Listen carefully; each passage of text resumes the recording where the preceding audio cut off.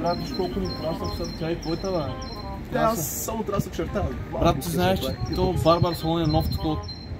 Нов е, да, той скоро отвори. Искаш да се пострижим там?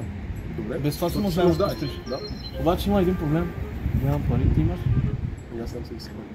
Нямам и пари, как ще стане тази работа? Нищо, ще се пробим, може пък и да минем. Добре. Айде. Аз ще вляза първи, ти имаш, чакай тук.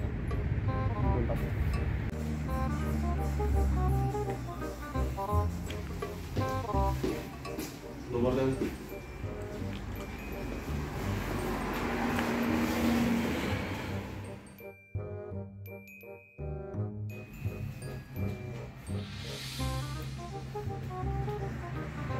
Ти за постригване ли си? Аз ли? Не, дойдох тук да гледам бързи яростни. Разбира се, че съм за постригване, ти какво мислиш? От 20 минути да чакам. На този стол ли да седна? Да, седай.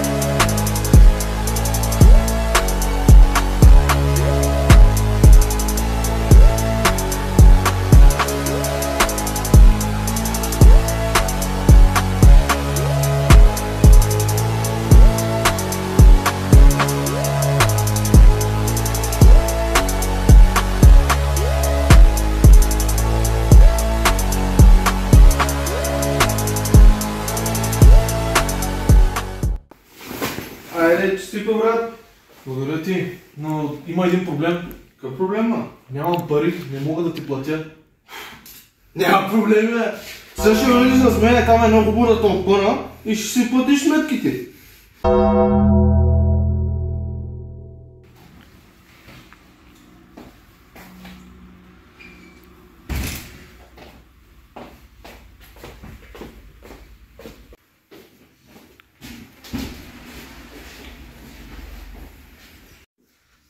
Постригах се. Харесва ли ти? Да, хубаво се получи. Без пари. Здрасти. За пострижка ли си? Да, аз ми само да ме начертаеш. Добре, али сяде. Добре. Не, снимки и тук. Корена. Ами, готов си?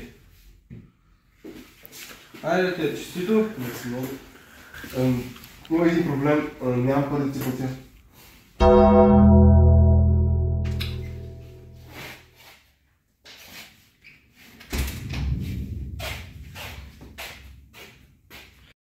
Брат, да те питам нещо, Кажи. Ама кажи ми честно. Да, бе, да. Брат, Барбара, теб тълпона ли,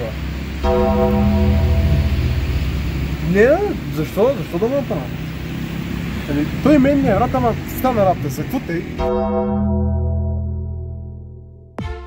Здравейте, приятели, това е Барбар Шоп Мадрид. Намираме се в град Казанлък, булевард Александър Батенберг, номер 12.